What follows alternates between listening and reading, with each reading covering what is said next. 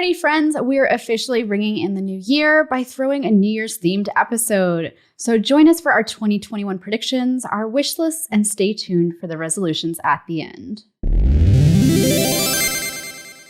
Bandwidth for Changelog is provided by Fastly. Learn more at fastly.com. Our feature flags are powered by LaunchDarkly. Check them out at launchdarkly.com. And we're hosted on Linode Cloud servers. Get $100 in hosting credit at linode.com/changelog.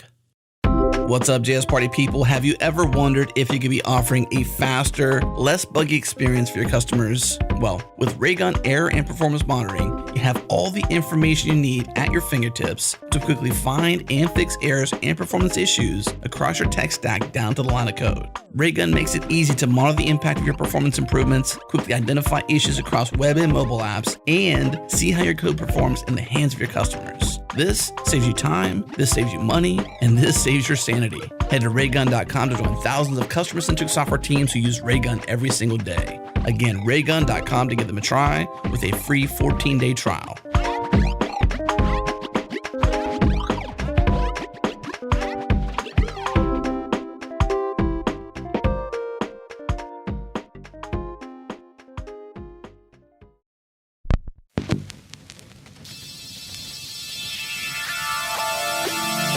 Welcome, everyone. You're listening to JS Party, a weekly celebration of JavaScript and the web.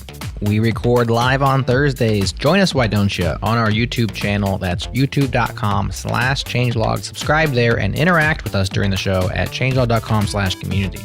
Okay, let's do this. Hey, it's party time, y'all.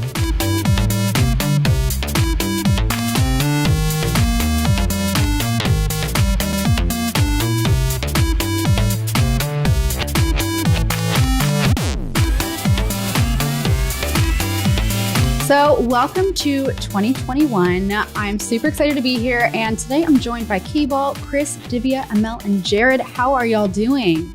Party time, y'all. Very excited. When I'm with friends, I like to have fun. This is already getting off to a great start. Yeah. I love it. I love it. Hi, everybody. I am sadly missing a kazoo, but I think Jared's going to fill in for me. See what I can do. So I think that we can kind of all agree that we were very much looking forward to this new year. 2020 kind of threw all of us through a loop. Is that a programming joke? Through a loop? An infinite loop. An infinite loop. And I think today we should touch on just a few things that maybe happened last year, but let's focus the majority of the time looking at the new year. So does anyone want to kick us off talking about 2020 in review? It sucked. You're enjoying your day, everything's going your way, then along comes Debbie Downer. I would just like to point out how KBall failed all of his resolutions and predictions from last New Year's party. I forgot what they were even. Oh my gosh, this year sucked. I mean, I don't want to rain on anybody's parade if you had a good year, but holy smokes. I mean, all of my hobbies. You have hobbits. Wait, all of my hobbits was that are a dead. Freudian slip? Yep. Is there something we need to know? All of my hobbies are habits. No, all of my hobbies were dead this year, right? Like what do I like to do for fun? I go traveling. I go out dancing. I go and do improv theater. Like all of these are in-person, connected, person-to-person events. And they are all dead right now. And that has sucked. Also, I've lost 2 family members this year, another one hanging on by her fingertips. Like, life is not good this year. But, or last year, 2020. 2020 sucked.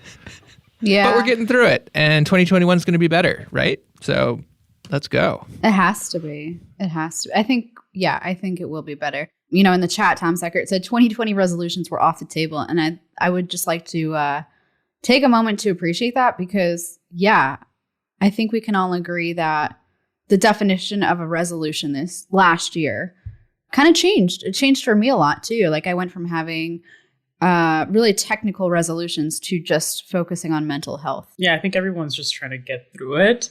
I think it's just been a very humbling year, right? Like for everyone. It's like humbling in the sense that like I think we've all learned new levels of like patience with ourselves and our families and with our goals and ambitions. Like you've had to kind of check yourself, right? But yeah, I mean, certainly what I would say a generation shaping year, right? Like, I feel like this is like going to shape our lives, and then like folks that are younger than us, older than us, I don't know. So everyone will remember what they were doing in 2020. So agreed. I think let's take a look at a couple of the technical things that were delivered in 2020, because I actually, it's funny, I was putting together some of these things from ES 2020 and I realized I didn't know any of them existed. And that made me realize that I've been more focused on like surviving as a human than I have been on learning new programming skills. But I think it's worth let's just chat about a couple of these new things that we saw in ES 2020. Yeah, I don't know if y'all are looking at these. Have any of you used some of these new features yet? Like optional chaining, global this, dynamic imports? I've started using optional chaining is everywhere. Same. Yeah. It's awesome because now you don't have to check for undefined before you chain. You just optional chain and it's great. Yeah. No more like using Lodash get, which is like my hack around having to use and everywhere. I would like use like Lodash's get and use the default, like the third parameter to like set your default option if you can't get it. But it's a nice way of like getting nested keys in objects safely. But yeah, optional chaining has definitely been everywhere, like all over the place. Mm-hmm. Has anyone here had occasion to use BigInt? I haven't. Nope. Other than validating that it's there. Yeah. Just in case, just checking on it. Yeah, just checking on it. Like, hey, BigInt, how you doing? You there? Basically. The nullish coalescing operator was a cool one I didn't know about. So it's 2 question marks and it returns the right-hand operand when the left-hand operand is either undefined or null. I think that's super cool. It's like a short form ternary almost. Yeah. Without the ternary, you just evaluate 2 things. I can't wait to see all the convoluted code that comes out of that one. So it's basically but it only matches null and undefined rather than anything that's falsy. Is that correct? I think so, based on my copy and paste of the definition. But yeah, so, and then the last one that I had written down was promise.all settled. So it returns a promise that resolves after all the given promises are fulfilled or rejected. So those were a few of the things that we saw come out in ES 2020, or that we didn't see come out in ES 2020 because we were too busy, just doing other things. Being people.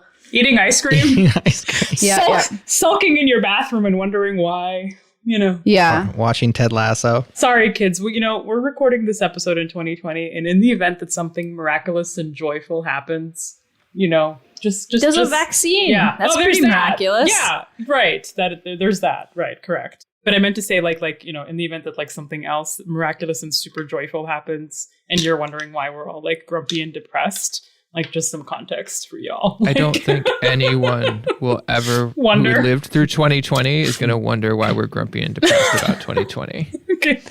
It's not JS party, it's JS purdy. It's like, It's more like a JS funeral. JS funeral. Oh no, Jerod. Hold on, let me fix the mood here. It's time.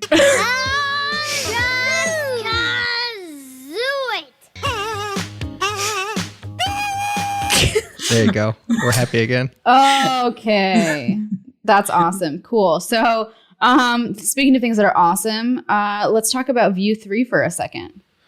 It happened. This was one of Divya's predictions. Oh wait, are we done with talking about JavaScript? I was Vue is also JavaScript. Sorry, people. Come on, I'm Amal. Unacceptable. Sorry, I meant JavaScript features. Okay, to the pedantic people out there. Sorry. Did you have another one? Well, yeah, all of them. Are you kidding me? Dynamic imports is like a game changer. Like I've been using it for a while, but that's really exciting, and it's just it's a nice way to make I think web more accessible to folks around the world. So we're not like we have an easier way of conditionally loading in modules. I think global this is awesome because like it solved a really big pain point around which this is this, right, Kevin? I mean, this equals that. Right. That equals this. Right. Self equals Which this. this is this. That's a great title for an episode. Right. Which this is that. Exactly. Or I don't know. I'm confused. And then promise all settled. That's the problem. Also, right. Exactly. I thought, promise all settled was really dope too. Like, it solves another big problem, I think. So does anyone know if that takes care of being able to like having to avoid catching at every level if you have if you're using promise.all, how you can't. Oh, I don't know. I think promise.all rejects if one of the promises is rejected, and then promise.all settled will resolve once everything is resolved or rejected. I don't actually know what would happen if one was resolved and one was rejected. I don't remember what what would happen. But I do know that it's basically making sure that everything is resolved or rejected. Yeah. Yeah, I don't recall the syntax or the API off the top of my head, but it lets you it returns this stuff and you can inspect it. I think it gives you back an array. Yeah. And you look at it and see which one of them was rejected and which was resolved. Yeah, I think you chain a then. So it's everything and then do another thing. But I think, and as you mentioned, it's available as an array. So you'd be then, and then you can grab each individual item. I believe that's how it works. Another one that I haven't messed with, it's kind of intriguing. It's are these cancelable promises, like the abort controller stuff? I saw a bit of that with regards to fetch, and I don't use fetch, or I don't do most of my work on the front end, but Node now supports abort controller for certain things, and I'm just trying to figure out how can I use this? Where is it okay to? Can I really cancel a promise with it, or maybe it needs to be some sort of API that wraps a promise, and then I can cancel that.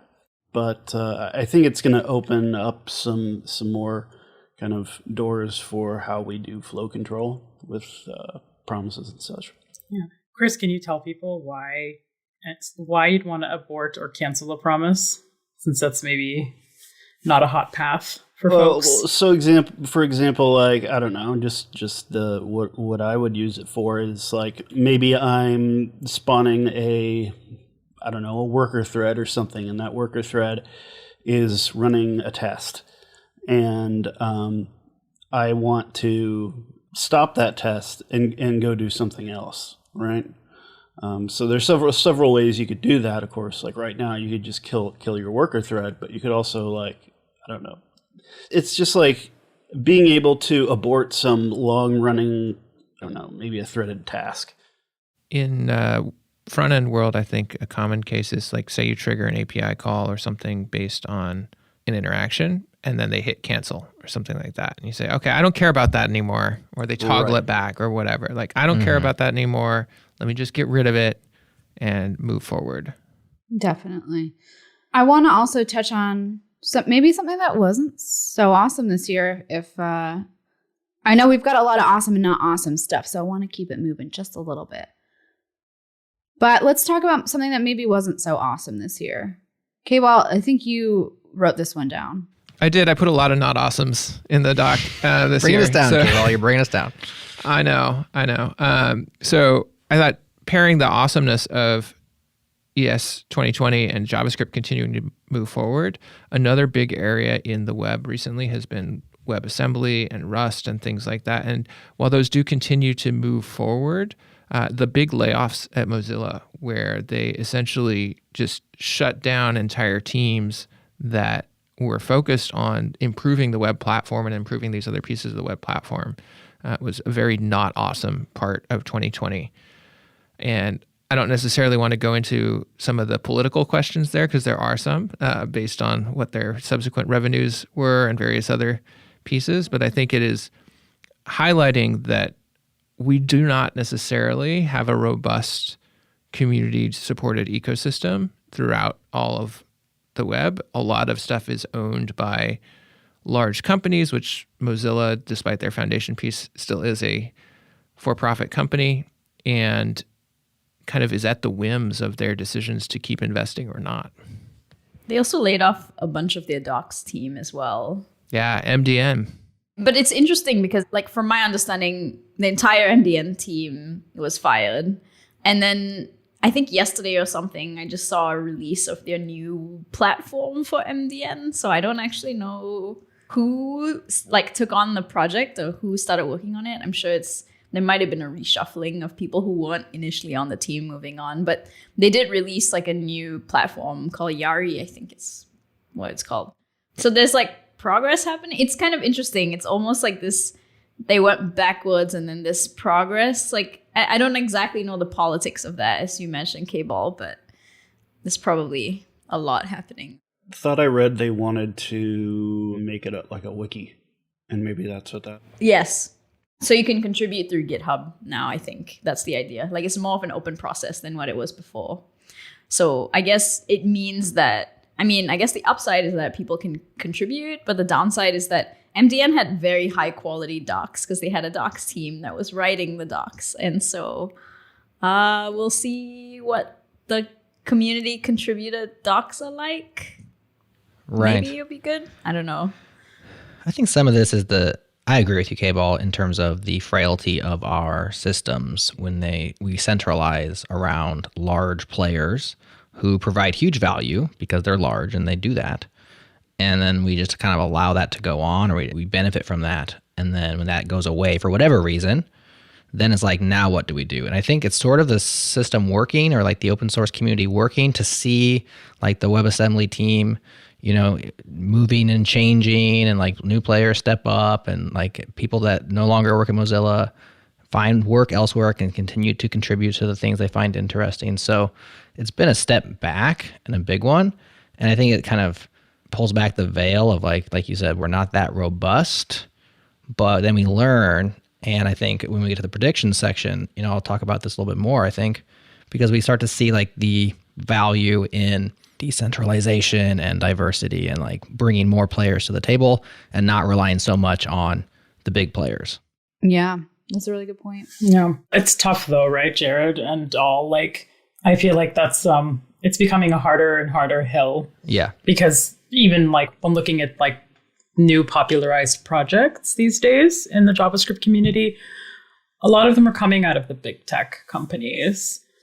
And so, like that comes with its drawbacks. Yeah. And so I don't know. For sure. Yeah. And it's tough to compete with a project that has like a dedicated team that's being paid full time versus like a community driven project, But hey, Vue 3 dropped, right? Yeah, it did. Though. It's better. Right. Yeah. When community driven works well, it does have some huge benefits. So I think actually our not awesome pair of Vue 3 and Angular highlights this really well, where Vue 3 is a community driven project. They've made great strides in going from a very BDFL single developer focus to having a robust team over the last couple of years. And they dropped a new major version with some big improvements that we can get into. Contrast that to Angular, which is one of these massive megacorp-backed frameworks where there was a lot of drama and thrash going on around the core team. And it really feels like that framework, which has been one of the kind of big three for a few years, is falling further and further behind the cutting edge. And it's struggling. And I think it's because it's megacorp-backed, and it's not a priority for the megacorp anymore. And there's a lot of thrash going on. Interesting cultural anthropology study right there. Megacorp versus community. Who's going to win? Yeah. Right. I'd click on that. So. Yeah. It's a lot harder to get it going in the community side, right? Like that's so much work, and it's so hard, and it's so much like non-technical work to keep pushing and maintaining and like building all the community pieces and relationship pieces and all of that. But when it works, I think it creates a much more robust outcome than like it's the whole like monoculture versus diverse setup. Like a monoculture is easy to stand up and get going. It's very efficient in some ways. It's just very fragile as well. Definitely. I think that warrants an entire conversation in and of itself. But we are going to take a quick break. When we come back, we're going to get a little happier, and we're going to talk about something really awesome that happened in 2020, which was Vue 3. No promises on the happy part, though. Just kidding. Definitely. I'll reject your promises. Good one. We'll all settle points it. for Emma. Yeah. Oh. Okay. Let's end this. Can we stop chaining? Just kidding. Can we cancel that promise, or that's not supported on JS Party? This has been some non-optional Beep chaining. bop, beep boop boop bop. All right, done. Cut it.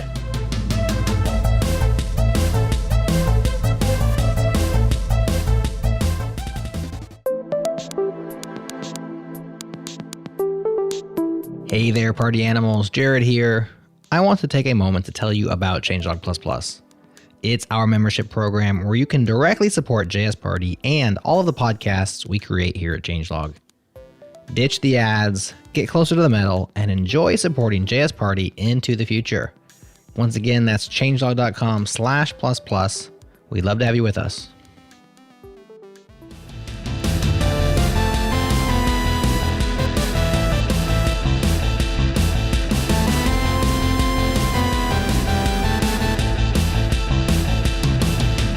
So before the break, I kind of mentioned that we would touch on Vue 3 a little bit. I don't want to go too in-depth here because we actually have 2 episodes we've already published on Vue. So we'll link those in the show notes for you to check out. But should we just very quickly mention just a few features of Vue 3 that were really great in 2020? Go Divya. TypeScript, reactivity, composition API. Those are the main 3 that I was excited about personally. Because that was like really nice. Are you still deep in the Vue stuff, Divya? Or are you working on... I'm not. I actually write a lot of React now. Sad. Sad? Sad Me face. too, and I'm sad. I miss It's fine. it. I already tweeted my annoyance many times. Another thing I haven't had the opportunity to play with very much, but I was really excited to see, is that they made it possible to really import the reactivity piece of Vue as a standalone module, so you can actually play with things doing reactivity without pulling in the whole framework. It opens a lot of cool possibilities for creating reactive code that is not tied into the UI framework. That's interesting. What module is that? Do you know offhand? I don't offhand, but I can look into it if you want. Let me see. Is it Let like me Google that for you. observable type thing, or how does it feel to use it outside of the context of Vue? I have not gotten the chance to play with it very much yet. I would imagine it actually feels a lot more like Vue's reactivity than observable. I think you can just, it's sort of Vue-like, but you would just import it. So you would just import that particular component, which I don't actually know if it's a standalone thing if you just import it from the CDN. I'm not 100% sure. I think you can import, it looks like Vue/reactivity, like there is a package. Oh, like that package. Oh, then I'm seeing maybe. import reactive from Vue in this documentation. Yeah, so- exactly. That's usually what you just like extract that. But I'm sure there's a way for you to just use it. Like if you were to just use, yeah. But yeah, that is really nice. Yeah, so if y'all want to learn more about Vue, we've got a couple episodes. We'll link them down. But we want to focus on some other best and worst moments in web dev, but not just in web dev. I think as an industry or like as a human population, I guess. Because for me, like I actually didn't do any conferences this year. I did one before like COVID got bad and there was quarantine. Like it was in February. That was in person. I didn't do any virtual conferences, but they were rampant, which is good and bad. I think that I'd like to see the good in it, right? Because it makes them accessible to more people and it allows us to have more diverse speakers when we don't have to factor in visas and travel and things of that nature. But I don't know. How do y'all feel about virtual conferences? Did you do any this year? I think the time zones were a nightmare. Oh, yeah. Really. That was the hardest because I love the pro upside of anyone or from anywhere could participate as a speaker or as an attendee. And there was a lot more intention, at least after the initial like lockdown and stuff, into how do we make conferences more interactive? Because I think in the past it was just like, let's make speakers record video and throw it on YouTube and then have people watch it. And it was horrible. But I think the time zones was really hard to work with because now you would, if you're speaking at a conference in Europe, you're basically accommodating for EU time, which is, I guess from where I am, it's 6 hours ahead, at least British Standard Time, that is. And so that would be horrible because sometimes you'd be like, I have to give a talk at 4 a.m. my time because it's regular time wherever the conference is happening. And that was the hardest part. I think I was part of a conference that was happening in Australia, which is almost day and night, basically. And my talk started it was supposed to start at about like 11:30 p.m. and it ended up starting at about 1 a.m.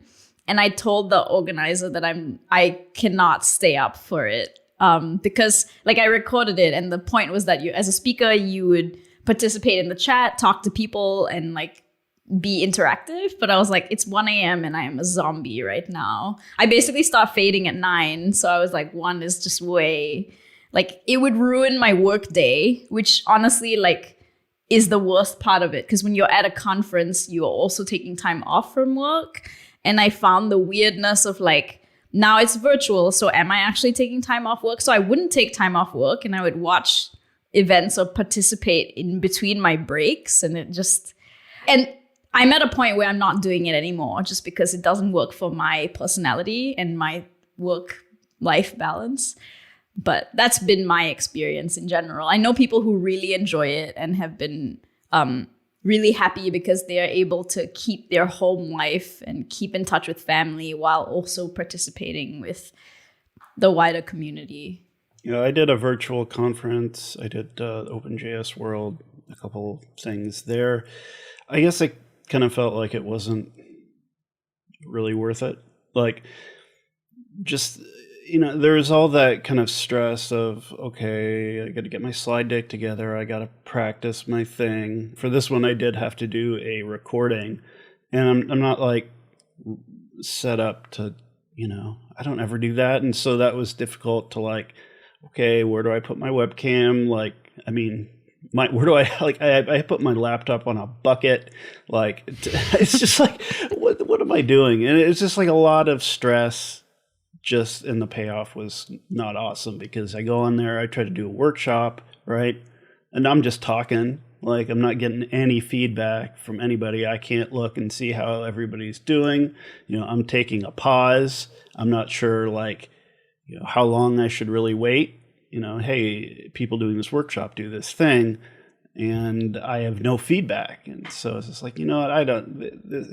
I can't imagine, like, with like, unless we all have some like VR Second Life thing going on, like, it's not, the tech we have is not going to make this much better.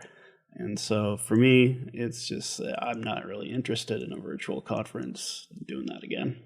And yeah, the time zone thing sucks. Yeah, I have to plus one on like Chris. Like, it's been way more work as a speaker because you have to get your stuff done way in advance, which isn't even conducive to how most people work. I don't know how many speakers y'all know, but like on the flight. Yeah. But then on the flight, whatever, like right before the hallway, like you're still editing and, so you don't get to like riff on your talk in the way that you would normally. You don't get to really connect with the audience, and you don't get the energy boost. So like all of the rewards of doing a talk aren't there as much, so you just have more work as a speaker, and then you don't have the feedback reward as much. The conferences I've seen go off really well are actually the ones on Twitch. So I participated, Progress is DevReach.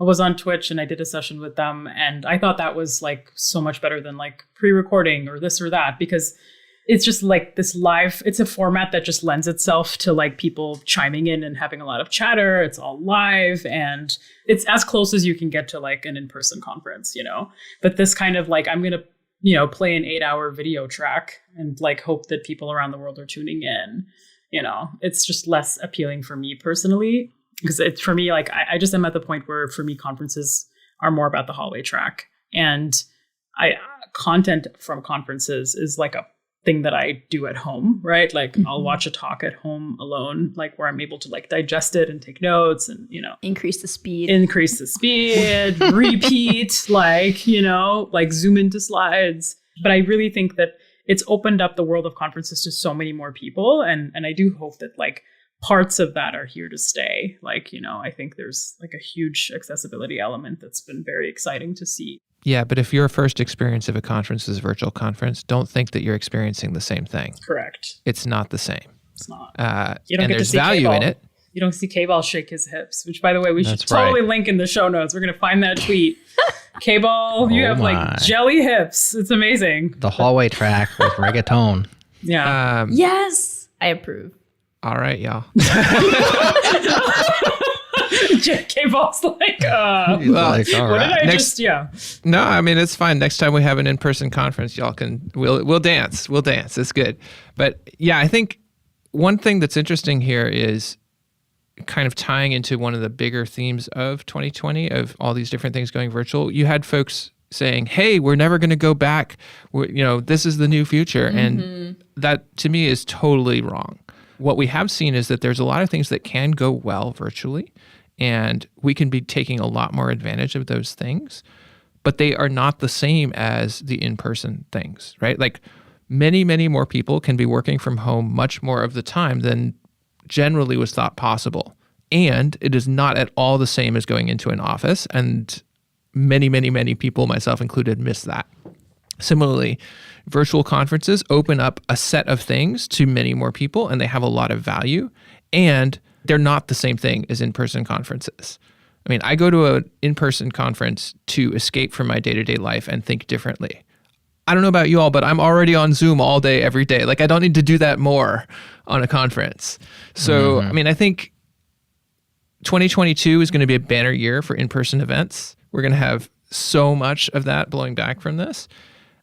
I hope we're able to keep a little bit more of the virtual things as an option, because I think it does open new possibilities. It does open accessibility things. I think it does create new and different events. And some of the virtual conferences that I think have done the best are those who have really thought about, like, how do we recreate some of what's good about a conference in a virtual context, not just take what we were doing in person and shift it online. But gosh, like, no, they're not replacing in-person conferences. Yeah. Totally agreed. Well, speaking of shifting virtually, I think it warrants a quick conversation about the scaling of remote work, because that entire paradigm shift took a few months for many companies to be onboarded to. It's funny because I was working on GoToMeeting when all of this happened. So ironically, I was actually building a tool that became necessary to people, but I also already knew how to work remotely, but many people didn't. And I'm curious how your remote working experiences went in 2020. I've always been working remotely. Same. So it was weird because nothing changed, but things changed. Nothing changed, meaning you were still doing the same thing, but I realized I would be inside because you're stuck indoors. Like everyone was in lockdown earlier in the year and like probably again later in the year and probably again now. You're not going outside. So I just noticed that I'm on my laptop all the time, which is something I was doing before, but now it's actually it's like increased like tenfold. Because previously I like KBall was mentioning, a lot of my hobbies involve like leaving. So I'd go for a bike ride or go climbing and it would be basically you're off screen completely. You're like, I am not available. And now because you're stuck at home, what else do? You're like on your laptop. Sometimes you're like on a screen, whether that be your TV, you're playing a video game, you're watching a movie, whatever. So it's just constantly screen to screen. That is dizzying. Some people have been very like concerned because I would notice that I wouldn't go outside for like 4 days and forget. Like I would just forget to go outside. Because especially as the weather gets colder, I don't want to go outside. And so I'd just be indoors the whole time. And that's just very scary. Yeah, that's happened to me. My husband's reminded me like, oh, you realize you haven't left the house in like 4 days, right? I'm like, wait, what? Really? Yeah, no, it's like, because you're trying to stay indoors more often and then you times that with remote work. Yeah. Well, imagine I live alone, but not only that, I moved countries and had to onboard remotely alone. Oh, and that's rough. Onboarding remotely is tough. It's hard to make bonds with your teammates. Yeah. And I cried a lot. I still cry a lot, let's be honest. Nothing wrong with crying, for what it's worth. I do think that Spotify in particular handled remote onboarding incredibly. And I actually, well, I'm not trying to plug my own thing. I just don't want to monopolize the whole conversation because we have a lot to discuss. But I wrote a post on why they did remote onboarding so well. And it was all about forging human connection remotely, which I think this goes back to the conference thing where, you know, conferences superficially might think that, oh, it's the tech content that's most important. We can just throw it online, not a big deal. But realistically, many people need the human aspect out of conferences. And how do we simulate that in a virtual environment? It's the same with onboarding. How do you get up to speed all remotely? And yeah, that was tough. Link that up so we can read it. Yeah, I will. What's different for me? So yeah, I've been working remotely for probably the better part of a decade, and so I'm used to that. But when I would do that before, the kids would go to school, my wife would go to work, and I'd be here by myself. And that's a whole world of difference from where we're at now, where everybody's here. And Preach. so there's more disruptions. I really value my solitude, and it's there are always people here. And so, that's like one experience that a lot of people have. And of course, the other experience is that you may be by yourself and completely isolated. And yeah, that sucks too. Right. So it's, nobody's having fun. Well, I think one thing that's been interesting to watch at my company, so I've worked on and off remotely for also close to a decade, sometimes remote, sometimes in person. I had actually relatively recently gone back to being in person when this all hit. So like I had been working at a new company for 5 months. It was in person, really enjoying that. And then we all shifted remote. And so in some ways, I personally was better prepared for that than most of the folks at the company. But one of the things that I saw that was really challenging was similar to what we're talking about with conferences, like trying to take the things that were happening in person and just shift them online. And in the particular case here, that refers to meetings, lots and lots and lots of meetings. And, I think a remote first culture that is built from the ground up often will put a lot of, asynchronous and textual decision-making processes in place, and you'll have ways to collaborate and coordinate that are based on asynchronous technologies and things around that. And in a company that's set up to make decisions synchronously, because that's how they've always done it, and it's done in meetings, like that's translated to, once again, like the wall of Zoom, where you're just in Zoom calls all day long. Yeah. Yeah, I would say there's a lot of growing up companies need to do, because quite frankly, like, I think working synchronously is very expensive, like regardless of whether you're in the office or not, right? Like the point that you're making, KBall, of like people working more efficiently, pushing more things into kind of like async communication, kind of inner sourcing their culture. It's like necessary to scale, like, because you're not going to get more hours in the day, and you can't keep hiring more people and having them work at like 60% efficiency level, right? Because you know what I mean? So yeah, like major +1 on that. I think rework is actually, I have it right here for folks on the live stream. I'll like I'm started reading this book, and other like books about remote work as well. Like, well, I would say working more efficiently as a technical organization.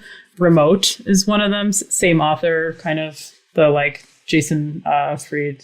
Yeah, DHH, like Basecamp nerds, and then Accelerate is another one. But I don't know. Yeah, I think they go super hard. They go like the total opposite. Yeah, so they're like, you don't even need to be in person. You can do everything virtually. I think they've been on the remote train for years. I don't actually know if Basecamp started remote, but I do know that it quickly went remote if it didn't. I think it did start remotely, but I mean, I do like those books. Also, it doesn't have to be crazy at work is another one. But I did find some of their mentality problematic to a certain extent, because like they had talked about how, yeah, we're fully remote, which means people don't necessarily, like, we don't expect people to be online all the time. But like there was a little contradictory in their mentality of like, okay, well, people can kind of come and go as they please, but also you have to tell us where you are at all times if you leave. And I was kind of like, okay, but which is it? Like, that doesn't sound super healthy. I think good communication is important, but if you're mandating people to like let you know where they are every minute of every day, that's mentally taxing. I think it's also worth mentioning that there's a pro to just like being able to work anywhere because it also means you can hire from anywhere. But there's also this conversation that we see happening, which is the pay scales are changing. And so a lot of people are like, well, if you live in this particular place, like if you live in Iowa versus San Francisco, we're going to pay you less because living in Iowa is cheaper than living in San Francisco. And there's a lot of like weirdness around salary bands as well as moving. So if you lived in Iowa, you started a job or you got promoted there and then you moved to New York, let's say, which is more expensive, your salary will not be like, will not change. Like you'll still be at the rate that you were at where you started or where your salary was kind of negotiated. And I think that makes it really difficult now because you're almost now, there's a nicety where you can work from anywhere, but you're sort of stuck in a way. So you're like, you're working from this place that is cheaper, let's say. And if you want to move to somewhere more expensive, it's really difficult. I mean, obviously the reverse, like I've not actually heard companies that have gone down the pay scale. I know there are some that do that. But I think the more common scenario is that they won't upgrade you if you do move. Like if you're like, the company's based in San Francisco, you decide to move to San Francisco from a cheaper place, they won't change your salary, which I think really sucks. Yeah. How about paying people based on the value they bring and not the location? Exactly, that too. Yep, that too. Like, that seems like a much healthier way of doing it. What's interesting about the whole salary bands thing is I totally spaced out and forgot, actually. So I think I was really distracted by Emma's cat. So I'm going to just Which is a great plug to say. And with that, let's break. Yeah, if you're not watching the live stream, we live stream on YouTube. And with that, I think, let's take a quick break. And when we come back, we're going to wrap things up, hopefully on a lighter note.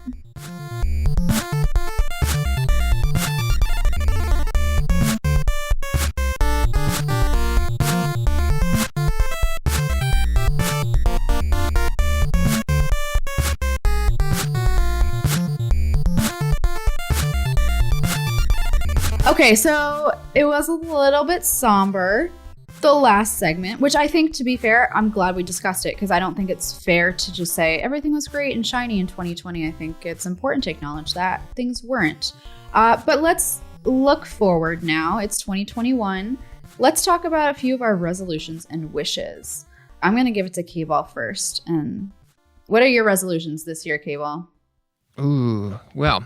So I mentioned COVID killed all my hobbies. So I created a new hobby for myself, which I've been focusing on fitness and learning a whole lot about my body and how I can change things about my diet and how that impacts different things and different types of exercise and whatever. And part of that has me reviving long neglected ideas about, learning to do more gymnastics and be able to do handsprings and things like that. But those aren't going to happen until I can have a teacher. Focusing on what I can have under my control during COVID times, my goal for this year is I'm going to get to 10 handstand push-ups by the end of the year. I've been working for it. I can get like 2 right now. Handstand push-ups are hard. Those are so hard. They're so hard. I can't even do a handstand. Are you doing it against the wall? So right now for training, yes, I'm also practicing doing standalone handstands, but I can't do both at the same time now. Yeah. But goal for end of the year, 10 knockwood freestanding handstand push-ups in a set. So part of this is, my ever increasing desire to be able to do weird, crazy physical things. So, being able to add some handsprings and like breakdancing things to my dancing repertoire would be cool. I knew this was to feed some ultra motive. All going back to the salsa. We'll get there. But in the right now, I'm focused on the sort of body control fitness piece of it. And it's setting me up for wanting to do, once again, when we come out of COVID, when I'm able to go do classes and things like that, wanting to go to some gymnastics classes and things around that. Awesome. Also, real goal, like if it's safe, I'm going to be traveling. I miss it so much. And as soon as we're safe, I want to book a trip. Where are you going? Where's your top place? Oh, God. It depends. Sweden. Come to Sweden. Sweden sounds great. We have a Hawaii trip that we want to do. We wanted to go to Mexico last summer, and that got canceled. I want to go back to Colombia. We were going to go for JSConf Colombia again this year, and or NodeConf Colombia again this year, and that didn't happen. So many places, but it's got to be safe first. Definitely. Yeah, one of mine is to see my family because I haven't seen them in like a year and a half. And I was supposed to go in January, which obviously got canceled. So hopefully by like June, I can go see them. But it will be 2 years, which is super sad for me. And as a result, most of my resolutions are taking care of my mental health and not overcommitting because I do this, especially if I'm just sitting around all day. I will say yes to basically everything. And then I get overwhelmed and burn out. So that's I need to work on that. But in terms of tech, I really want to get more into animations and CSS. I've been playing around with Framer Motion. And I love CSS. I'm doing a workshop next year with Front End Masters on CSS, and I'm very much looking forward to learning more about that. So, are you planning on trying GSAP as well? I don't know. I know that like Sarah Drasner has a course on it, and I've been meaning to take it. I kind of want to try all the different libraries. Like I've worked a lot with React Spring. I know I'm getting into Framer Motion. I would love to discuss. I'd like to get into GSAP, Green Sock Animation Library. For those who don't know what that is, yeah, I would love to look at all of them. That would be a fun episode to record, wouldn't it? That'd be pretty cool. Yeah, Divya, what are your resolutions for this year? I'm trying not to put too many resolutions because I have this thing about setting so many resolutions for myself and never following through. My resolution this year was resilience, which I actually think I practiced a lot of considering this year has been tumultuous. There was a lot of resilience necessary. Am I good at it? Probably not. I've developed like other things that are not necessarily related. But anyway, similar to KBall, I've picked up a lot of hobbies because I can't go anywhere, which has resulted in a complete lack of focus. I don't know if this is a bad thing or a good thing. I've heard people say it's not a bad thing. I personally think it's not a good thing. I don't know. Double negative. Because I have been doing so much and I'm bad at so much. And so I'm trying to be like more focused in terms of what exactly I'm working on.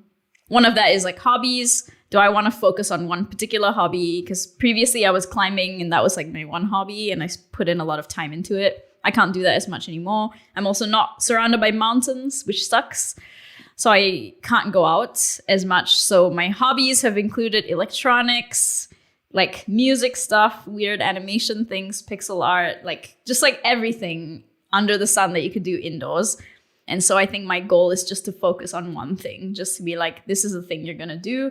And it's not to say that I have to do it for the entire year, but it's just focusing on it for a month. For 1 month, I'm going to just do this one thing. And then it might give me a bit more clarity rather than feeling frazzled. That's sort of my goal. And it's the same with programming languages, because currently I am learning Go and Rust at the same time, and it's been great. And it's more for work because I work in a role now where I'm writing JavaScript, Ruby, and Go simultaneously, which has been a hoot, as well as Rust. There's some Rust as well, so it's been a mess.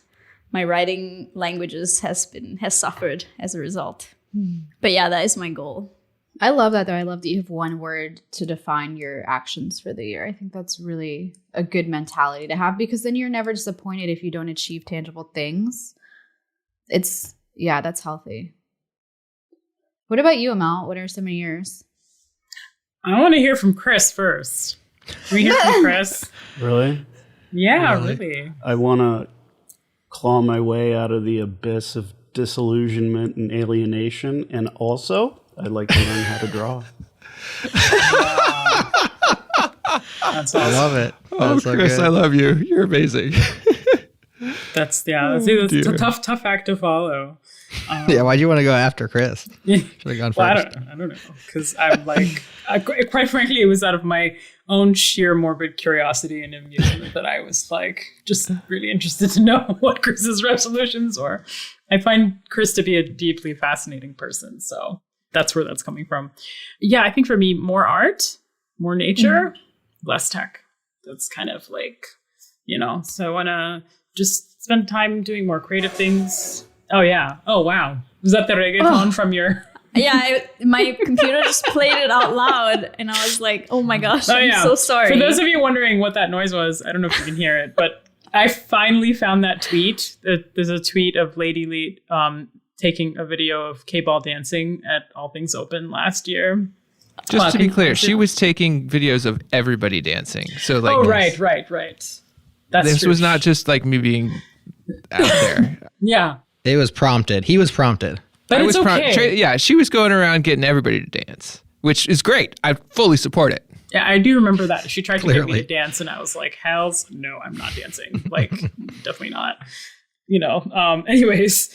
Yeah, more art, more creative stuff, more nature. I'm moving out to the countryside, just to kind of reconnect with nature. I feel like being a technologist, there's just too much tech in my life. My husband is an engineer. I have like 2 jobs. I have like a real job that I get paid for, and then I have like another less real job that's like community stuff or podcasting or whatever, right? And there's just a lot of tech in my life, and I think I do best when I have things in moderation. And I realized like for the past few years, I'm like growing really strong muscles in some areas, and I'm like losing it in other areas, because my life is it's just too much tech. So I need to diversify my portfolio, and art and nature are like the best ways in order to do that. And just on projects that are involve maybe involve technology in a creative way. Like, for example, like my husband and I are going to build like a automated watering system for our plants using like Raspberry Pis, but that's like using technology in a creative way. Like I've been wanting to build a little LED screen for myself because I'm always like 1 minute late to meetings. And so I wanted to have like a Google Calendar thing that hooks in to not just Google Calendar, any calendar. Like I want a visual feedback and with dots, so like I know how much time I have until my next call, and I know when I'm late to things, and so it just helps to have that. So I've been wanting to like do some hardware hacking, and then I need like more friends that are not technologists. So I'm really excited. I'm moving out to a city that only has 7,500 people, and I've only lived in cities that are extremely dense. Yeah, so I'm excited. I'm going to make lots of different friends. I'm excited about like making older friends and like friends who don't know what JavaScript is. Yes. And like, so it'll be good. So I think you'll love my it. plan. Yeah, I think so too. I'm excited. So That's awesome. yeah, it's been a very tough year. So anything to bring back. You some got to treat semblance of yourself. joy. Yeah, treat yourself. Right. I'm going to do that. Where's your soundboard, Jerod? I don't have that one. I need to go grab that sound. Slacking, that. man. Yeah. I'll splice it in right here. Clothes. Treat yourself. Fragrances. Treat yourself. Massages. Treat yourself. Mimosas. Treat yourself. Fine leather goods. Treat yourself. Yeah, NBC might send you a bill, but Doesn't it have to be like a few seconds? Like if it's below a couple of seconds, If anyone sent us a bill, it's Bette Midler for last week's remake of The Wind Beneath My Wings. that was amazing. That was amazing. But I don't think we're on NBC's radar just yet. Yeah. Well, Jerod, I think you're last. What are your resolutions for this year? Well, I generally resolve to not have a resolution because I'm kind of a curmudgeon like that. But my wife and I do the 1 word a year kind of a thing. We've been doing that for a few years. Her idea, loved it, have been doing it. And so I haven't picked my word just yet for 2021. My word for this year was finish because I had a lot of, at the end of last year, I had a lot of things that were started, but I wasn't good at finishing them. And I've actually done all right with that because I've had more time to finish things. I had to tell myself not to start anything new because it's so easy to start something new. And I almost started something new this year, but it kind of failed fast. So I didn't start it, which is good. But yeah, I felt pretty good about finish. I finished this playhouse I had been telling the kids I was going to build for a long time. We're finishing our basement right now and generally didn't start anything new. So I feel like I've somewhat accomplished that. Don't feel terrible about it. I'm actually in the same category as Amal. I'm workshopping the word analog for 2021. Nice.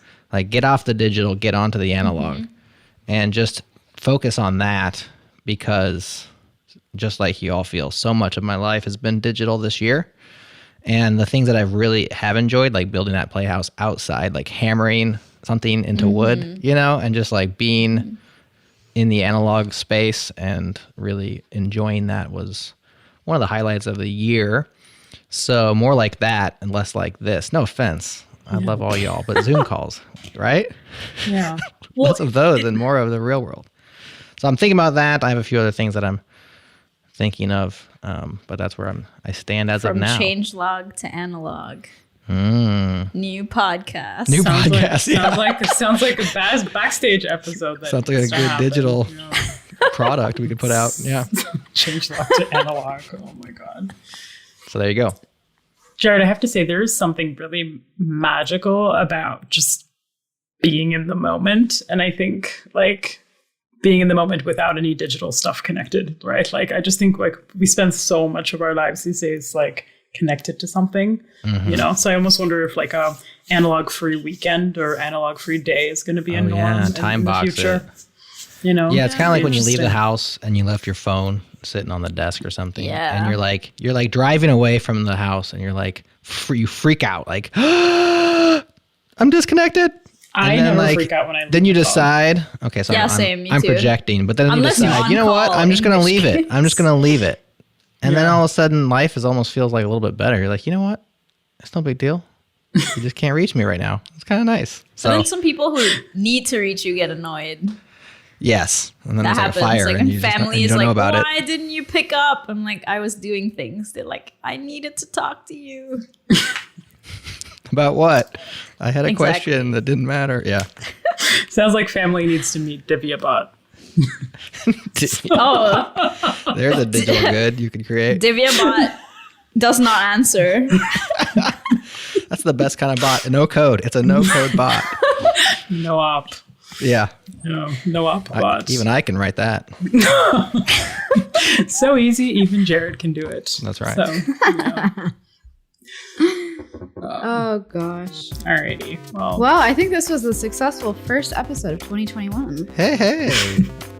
Hey, hopefully this year is good. We've just got to believe that it will be. yes, to a less depressing year. Cheers to a less depressing year. Cheers. We are giving away 2 free tickets to the Test JS Summit on January 28th and 29th. All you have to do to get in on that action is follow us on Twitter. We are at JS Party FM, and we'll make an announcement real soon. Follow us now so you don't miss it. That's JS Party FM. This episode was hosted by Emma Bastian. It was produced by Jerod Santo. Hey, that's me. And our beats are provided by the mysterious Breakmaster Cylinder. JS Party is brought to you by awesome people at companies who get it. Thanks to Fastly, Linode, and Launch Darkly for their support. And thank you for listening. On the next episode, Jason Miller of Preact fame joined Nick and I to discuss the super cool new open source tool that he and the team have been working on. Stay tuned for that one next week.